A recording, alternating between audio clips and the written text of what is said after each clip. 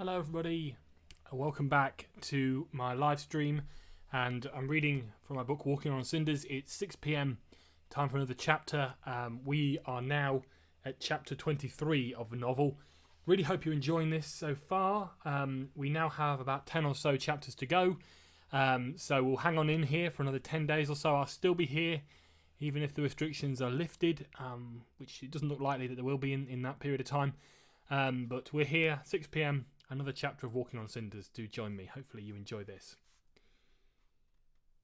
War has disastrous consequences, and Chris had seen people die right before his eyes. Those who moments before had been comrades fighting for the same unique vision were shot to the ground and lifeless, their flame extinguished in the blink of an eye. It's never possible to become blasé about war, nor to prepare yourself for it. It merely hits you square in the chest every time, with a pain of thankfulness that it wasn't you, and guilt that it perhaps should have been. In the days that followed their trip, Chris had once again taken to worrying about their futures. He had been thinking about Alan Waldo. The thought of that man falling against the metal shell of his protection haunted him. He hadn't stood a chance. Returning from the expressway, they had parked behind the Major General's private quarters and taken the opportunity to gather much-needed supplies from the barracks. Then they traversed a dangerous path that led back towards the chained pews, crossing a makeshift bridge over the river and parting ways when they reached the first open field. The girls headed off towards the hospital tent with medical supplies, while the men continued on towards the very heart of the conflict.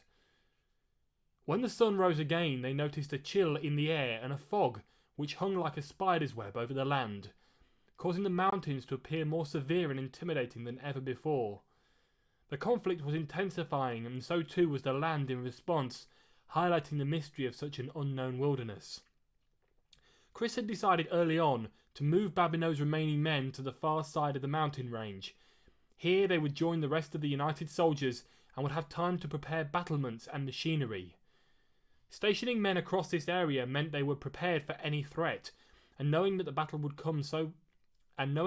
to come would be far tougher than anything they had experienced so far, it was an intelligent move. Their reformed enemy could appear from any direction, hiding across the entire range of the chained pews. Several hours later, and Chris was helping to secure barbed wire along the very edge of their area. Soon a small machine gun would move along this path to place mines that would provide them with extra security. "A bit further this way," a burly soldier shouted from the opposite side of the field. He had a deep voice but spoke very good English. His comrade did as he was asked, securing the deterrent tightly at his own end before making sure that it stretched across the entire length. A substandard job could mean their lives, and they required all the protection that they could muster if they were ever going to stand a chance of defeating their enemy once and for all. "Chris," the other grudged, patting his comrade on the officer. "Chris," the other grudged, patting his commanding officer on the back. "A good job well done." He smiled and waited for a response, but Chris was in no way complacent. "It will help, but it won't rule out destruction," he answered. "Weapons are the only real tools that can help us see through this." He paused for a moment, looking around and then drawing in closer. "And I believe the Major General ordered the drop-off of some supplies yesterday." The soldier nodded, and for the first time that day Chris smiled. "Then what are we waiting for?" And they headed off to inspect the goods. As they walked, they passed other groups of men working together to secure the field. "Don't you find it a bit odd," the soldier continued, "that when we were growing up we were led to believe that in the future fighting would be at more of a distance?" "That view was common after the Second World War, when life was never going to be expendable again," Chris replied firmly. "You can always count on the reality getting in the way." Behind United lines and as far from the front as possible, they found a stash of machine guns, ammunition and FARs, fast-action rifles. The latter, named after a firearm of old, was a new and intelligent design, electronic and specifically designed for difficult targets. Throughout the morning and well into the afternoon, they studied the weaponry, with Chris calling his men together to discuss how they could make new use of the new hardware. They studied the holographic maps that had also been provided and decided on locations in which the remaining companies of men would position themselves from the moment the conflict recommenced. All in all, by the time they had finished, Chris, Ewan and Thomas felt more prepared for the future than they had ever done before, and their planning and preparation would surely mean fewer soldiers would end up paying that eternal price. But things could never stay as rosy as they seemed. There was something approaching on the horizon, and suddenly their little patch of the world went black. Chris had been watching the clouds that day, noting how dark they had become. Now, from a distance and framed below the great mountains, they were angry and a threatening blue-grey. No longer was this a place of safety, and all at once the birds rose from the trees and circled high in the sky, great cackles and caws reverberating all around. "I think we'd better get everything under cover as quickly as possible," Chris said, looking around at the groups of men who were papped across the field. "If we can get everyone under those few areas of tarpaulin, or at worst under the cover of trees or shrubbery, we can leave the machinery and hope for the best," Ewan suggested. "Sounds sensible to me," Chris agreed. Thomas nodded in response. "Then we better get to work." And so the men set about their task, drawing groups of soldiers together and alerting them to the danger that could affect their advance. The weather could not distract them now.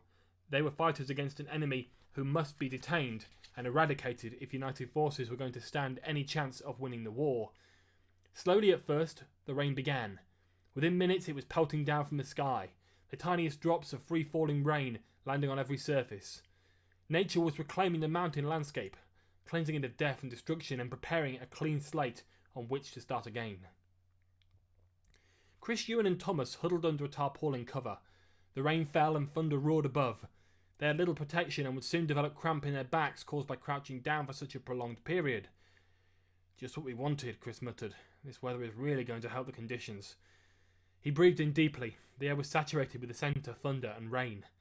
Thomas was fiddling with the holster of his gun, clipping and unclipping the bracket. "Could be worse," he smiled. "It's the same weather for the enemy, and we'll hold them off for a while." "I wouldn't count on that, Thomas. I doubt these fighters will be deterred by a little rain." Ewan had positioned himself at the very front of a tent-like square of ground, and it gave him a direct line of sight across the full length of the field. "The others have formed small groups and are doing their best that they can to find cover," he shivered, as a great flash of lightning hit the ground not far from them, followed by a terrible clap of thunder overhead. "Sounds like the storm is right above us," Thomas said gravely, as another flash of lightning struck an enormous tree close to the edge of the forest.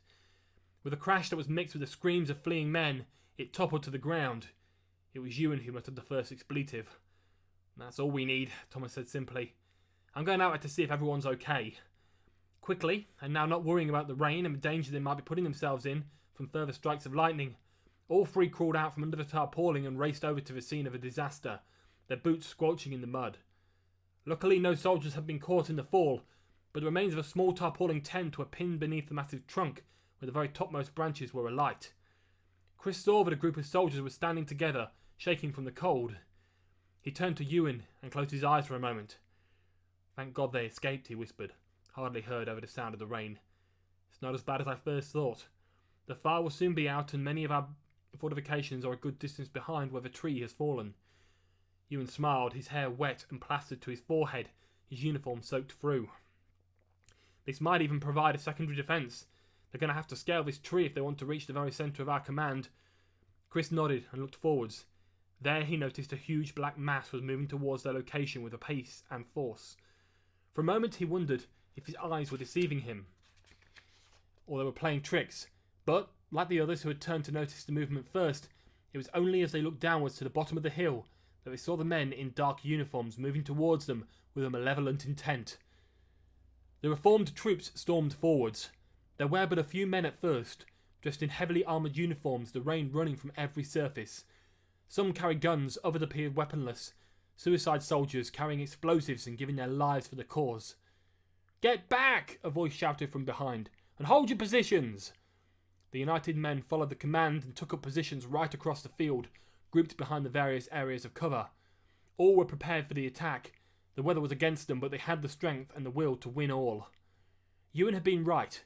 The trunk of a tree proved to be a useful second defence, and the men behind it had the perfect position from which to aim at the approaching enemy. But at the far end of the great trunk, where the roots of the tree had been pulled from the ground, there was now a small gap through which to pass, and the reformed troops quickly began to filter through, machine guns armed and ready to fire. Those who made it past the first were caught out by the mines, which lay just before the barbed wire, and the bodies of the front runners alerted the rest to the obstacle, and they tried to avoid it. It didn't take long for the suicide men to be joined by others, creeping through the trees and over the edge of the defences. Chris saw it all as the enemy swarmed all around. his mind set on only one feature. Towards the back of the field, reaching the brow of a hill and still a way off from the fighting, was one single soldier. The figure seemed to be lagging, having fallen away from the rest of his group, and Chris had a sudden urge to do something. He knew it was a foolish idea, but it was a chance to make amends, to equal out the death and the pain. All he had to do was leave his own position, high above the fighting. There was a clear path through the trees that lined the side of the field. He knew because they had negotiated its route only that morning. It was feasible that Chris could reach the man, and if it was feasible, then he wanted to do it. Turning quickly to the soldier standing on his left, Chris motioned for him to drop down below the cover of the owners of a tower's metal casing. "I'm leaving," Chris hissed, never taking his eyes off the distant figure. "There's something I have to do." The other seemed apprehensive, and he had every right to feel that way, given that Chris was suggesting he would leave his men without a commanding officer. "You can't," the other soldier replied quickly. "You'll be leaving us without a leader. That's desertion." "Don't tell me what to do," Chris breathed. It was clear to the other soldier that whatever he intended to do, he had a passion for it. "I'm the one in charge." "But what if you get killed?" There was a pause in the conversation, reminding them that the battle was still continuing on all around them. "I won't," Chris replied indignantly. His youth was all too evident, and it caused a momentary worry. A vision appeared in his mind that he would be like Babineau, deserting his men on a whim for his own personal indulgence, but it soon overcame him. His suspicions were too strong not to overcome it. Chris began to move. "Don't tell anyone I'm gone." He was taking a risk, he knew it, but he was certain it would pay off. He had survived alone many times before and would certainly not be killed now. So it was decided, and silently he slipped towards the ladder and out of sight. He cowered beneath the barbed wire at the bottom, crawling along the ground until he reached the entrance to the forest. His gun, one of the new FARs, hung from his shoulder as he raced across the forest track. Speed was now imperative if he was going to reach that single soldier before he rejoined his fellows. And he breathed deeply the aromas of the forest, a deep pine scent tinged with smoke. Chris exited the wooded area just below the battlefield and realised that his pace had done him well. The lone figure was only marginally further forward than he had been before. Pointing his gun forwards, he saw that the man was of Chinese descent and that his right leg had been injured in some previous skirmish. Walking such a distance looked to be causing him a great deal of pain. "Halt!" Chris shouted clearly, as the reformed soldier looked up but did not react. "Halt!" he repeated, priming his gun and preparing to fire. This time the man took notice and stopped where he stood. "Who are you?" Chris asked, "and why are you separated from the rest of your company?" "I do not know," the soldier replied in broken English. Chris wasn't going to give him the benefit of a doubt. "How did you injure your leg?" he asked next, still holding the gun firm. The soldier thought about this for a moment, considering how to form the words. "Shot. By plane from United Base." He said it simply, shrugging his shoulders. Chris didn't believe him for a moment, for indeed if he had been shot by one of Dutail's jet planes, this man would not be standing before him now. He would be dead in the field. And besides, something else was beginning to draw his interest. Something which made him both angry and annoyed, and which gave him a motive. The man wore the Reformed Army uniform, and that much made it easy to identify him as a foe. However, his boots looked familiar, as did the weapon on his back. The boots were thick-soled, with an inch of rubber underneath that stopped the water seeping in, fixed with a special kind of resin that kept your feet warm. Oh yes, he recognised them. Chris ordered the man to turn around on the spot, and as he did so, not wanting to confront this angry United man, the gun confirmed Chris's greatest fears. It was an M6 carbine, a substantial weapon developed in America and produced in Britain, based on the M4 carbine, which had been used to great effect in the Second Iraq War, and like the boots, it was exclusively available to United forces. How had these items got into the hands of a reformed soldier unless he had stolen them, taken them from the dead or the dying? At that moment it was all that Chris could imagine had happened, but it was as he looked at the soldier up and down, from his boots to his weapon and back again, that he felt his blood beginning to boil. "Where did you get these boots and your weapon?" he said loudly, so angry his gun was shaking in his grasp. The soldier merely stood and stared. "I not understand," he said finally, shrugging his shoulders. Chris moved forwards a little. He steadied himself and phrased the question more differently. "Where did you steal those items from? Which dead soldier was it?" Again the man shrugged, and Chris now moved so that he was face to face with the man. For the first time he realised this man in front of him was quaking with fear. "I not understand," he stuttered, his eyes glazed over, yet still staring. "I only know my gun and my boots. They come from England." And then Chris's anger peaked. Slowly he lowered the gun from the holster and hung on his belt as he removed a dull black pistol. He was going to end this once and for all. "Turn around," he ordered quickly. And again the man turned so that he was facing away from the field. Silently, Chris raised his arm and held the pistol against the man's head. Then he proceeded to look him up and down one final time, searching for something on the weapon that might give him a clue. Suddenly he found it, etched into the barrel of the gun. 6568 9087 994 352. A serial code, and one which matched exactly with that etched into the handle of his own pistol. "Oh my God," Chris whispered, his body all of a sudden rigid as a plank of wood. It was as if his mind had opened on a world of new possibilities. What the hell has Colonel Smith been doing now?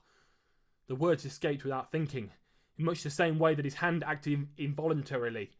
His rage and anger focused on one point as he pulled back the trigger and fired the single shot.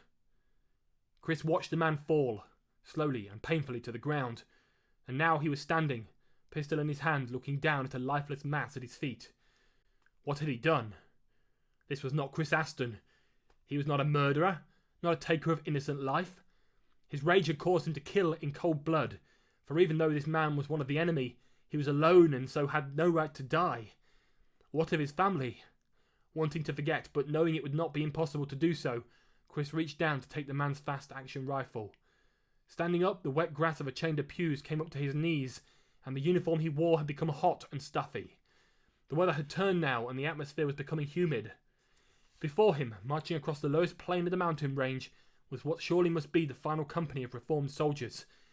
Seeing such a sight brought Chris back to his senses, and he realised that he must return to his men, that he was in command, and more than anything else he could not be found standing over the body of one single dead reformed soldier. So he ran, back the way he had come, and back to safety. That's chapter 23 of Walking on Cinders, my novel. It's 10 years old this year, and I will read you chapter 24 at 6 p.m. tomorrow night. I hope you can join me then.